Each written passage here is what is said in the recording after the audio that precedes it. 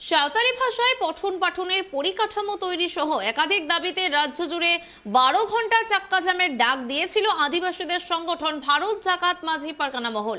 জঙ্গলমহলের জেলাগুলিতেও প্রভাব পড়তে শুরু করেছিল সকাল থেকেই সেই দৃশ্য। বাঁকুড়া, পুরুলিয়া, ঝাড়গ্রাম, পশ্চিম মেদিনীপুরের বিভিন্ন জায়গায় আটকে পড়েছিল বাস, গাড়ি, পণ্যবাহী ট্রাক, লরি। ভোগান্তির শিকার হয়েছেন সাধারণ মানুষ। বাঁকুড়া থেকে রানীগঞ্জ যাওয়ার 60 নম্বর জাতীয় সড়ক ছাড়াও বাঁকুড়া, দুর্গাপুর, বাঁকুড়া, ঝাড়গ্রাম, বাঁকুড়া, রানীবাঁধ রাজ্য সড়ক অবরুদ্ধ হয়ে পড়ে। ঘড়ির কাঁটা যত এগোচ্ছে ততই বাড়তে থাকছে গাড়ির জ্যামের লাইন। একেবারেই পশ্চিম মেদিনীপুর জেলার বিভিন্ন অংশ, পশ্চিম মেদিনীপুর, পূর্ব মেদিনীপুর, বাঁকুড়া, বিস্তীর্ণ জঙ্গলমহল জুড়ে আজকের দিনে ভারত জাকাত মাঝি পরগনা ডাকা যে বন্ধ, সেই বন্ধের প্রভাব অনেকটাই পড়েছে। বিভিন্ন জায়গায় কোথাও 1 কিলোমিটার, কোথাও 2 কিলোমিটার, আর কোথাও কোথাও সেই কিলোমিটার সংখ্যা আরও বেড়েছে গাড়ির লম্বা লাইনের। সকাল থেকে জ্যাম হওয়ার কারণে, রাস্তা বন্ধ হওয়ার কারণে যাত্রী পরিবহনকারী বাস এবং পণ্য পরিবহনকারী ট্রাক কেউই তার গন্তব্যে পৌঁছতে পারছে না। আমরা এই মুহূর্তে যেখানে দাঁড়িয়ে রয়েছি সেটা হলো চন্দ্রকোনা রোড, মেশগ্রাম রাজ্য সড়ক।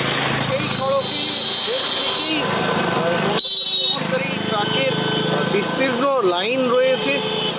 আমরা কথা বলে নেব এই লাইনে আটকে থাকা ট্রাকের যে সমস্ত চালক এবং খালাসি তাদের সাথে। 5:30 থেকে জ্যামে রয়েছে। 5:30 কোথা থেকে আসছেন? আমরা এসছি বীরভূম থেকে, যাব হলদিয়া।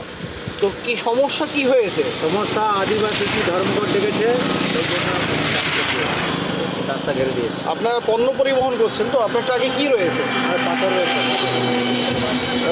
কি মনে হয় কখন জ্যাম কাটবে? 5:30টার দিকে ছাড়বে বলছে। তাহলে 5:30 ছটা। তাহলে তো গন্তব্যে পৌঁছাতে সমস্যা হয়ে গেল। হ্যাঁ, সমস্যা হয়ে গেল। খাওয়া দাওয়া কিভাবে কি হবে? খাওয়া দাওয়া কী হবে? আর রান্না করছি হোটেলে। এখানেই রান্না? হ্যাঁ, বাড়িতে। একেবারে আমরা দেখে নিলাম যারা পণ্য পরিবহনের সাথে যুক্ত আছেন বা যাত্রী পরিবহনের সাথে যুক্ত রয়েছেন, সেই সমস্ত চালক থেকে শুরু করে খালাসি এবং সর্বোপরি নিত্যযাত্রীরাও রয়েছেন, আজকে খুব সমস্যার মুখে পড়েছেন। 1 ঘন্টা 2 ঘন্টা নয়, টানা 12 ঘন্টার এই বন্ধ চলছে। যদিও ভারত জাকাত মাঝি পরগনার পক্ষ থেকে যারা নেতৃত্বে রয়েছেন তারা জানাচ্ছেন তারা বেশ কিছু ছাড় দিয়েছেন, যেমন অত্যাবশ্যকীয় পণ্য যে সমস্ত অ্যাম্বুলেন্স এবং যারা পরীক্ষার্থী তাদের এই বন্ধের আওতায় আনা হচ্ছে না, তাদের গন্তব্যে পৌঁছে তারা যথেষ্ট সহযোগিতা করছেন। আজকে আমরা ভারত জাকাত মাঝি পারগানা মহলের পক্ষ থেকে আমাদের আজকে 4 জানুয়ারি সারা রাজ্যব্যাপী আমাদের পথ অবরোধ কর্মসূচি। মূলত যে দাবিগুলো নিয়ে আমাদের এই অবরোধ কর্মসূচি, সেই দাবিগুলো হচ্ছে প্রথমত সাঁওতালি মাধ্যমে শিক্ষার সুষ্ঠু পরিকাঠামো একদম প্রাক প্রাথমিক থেকে একদম স্নাতক এবং স্নাতকোত্তর পর্যায় পর্যন্ত যে আমাদের এডুকেশন ইনফ্রাস্ট্রাকচার সাঁওতালি মিডিয়ামের যে একদম মানে অব্যবস্থা চলছে, যে একদম পরিকাঠামো একদম ভেঙে পড়েছে, সরকারের দৃষ্টি আকর্ষণ করার জন্য আমরা একাধিকবার সরকারের নিকট জেলা শাসকদের কাছে, বিভিন্ন জেলা শাসকের কাছে আমরা দরবার করেছি, ডেপুটেশন দিয়েছি, বিক্ষোভ অবস্থান করেছি। রিসেন্ট 2022-এর সেপ্টেম্বরে আমরা কলকাতা রানী রাসমণি রোডে বিক্ষোভ অবস্থান করে আমাদের দাবি জানিয়েছি সরকারকে, কিন্তু তাও সরকারের দৃষ্টি আকর্ষণ করতে আমরা ব্যর্থ হয়েছি। অবশেষে আমরা উইথিন ডিসেম্বর 2022 ফার্স্ট উইকে আমরা ডিসেম্বরে জানিয়েছি, রিটিন লিখিতভাবে সরকারকে জানিয়েছি যে আমাদের এই দাবিগুলো আছে। রাইট টু এডুকেশন অ্যাক্টে সাঁওতালি ভাষাতে, সাঁওতালি মিডিয়ামে আমাদের ইনফ্রাস্ট্রাকচার, যে এডুকেশনের ইনফ্রাস্ট্রাকচারটা বিল্ড আপ করতে হবে। যেটা হচ্ছে ফরেস্ট রাইট অ্যাক্ট 2006-এর যেটা ইমপ্লিমেন্টেশন হয়নি, গভর্নমেন্ট অফ ওয়েস্ট বেঙ্গল করেনি, সেটা করতে হবে।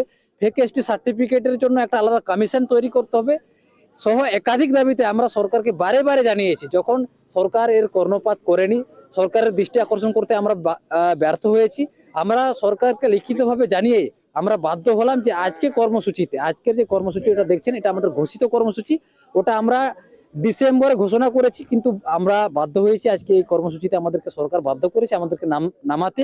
আমাদের কর্মসূচি জেলা জুড়ে শুধু নয়, রাজ্য জুড়ে চলছে। 6টা থেকে আরম্ভ হয়েছে, সন্ধ্যে 6টা নাগাদ আমাদের কর্মসূচি চলবে। তার মধ্যে যদি কোনো শর্ট আউট না হয়, আমাদের দাবিগুলো যদি এর মধ্যে যদি না পূরণ হয়, আমাদের আলোচনা চলছে, আমরা আশঙ্কা করছি এটা আরো অনির্দিষ্টকাল হতে পারে। সর্বোপরি বেলা বাড়ার সাথে সাথেই বন্ধের প্রভাব ক্রমশ বৃদ্ধি পাচ্ছে জঙ্গলমহলের বিভিন্ন এলাকায়।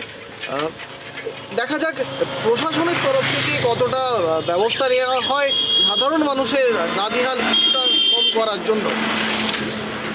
ক্যামেরায় তারকের সাথে পশ্চিম মেদিনীপুর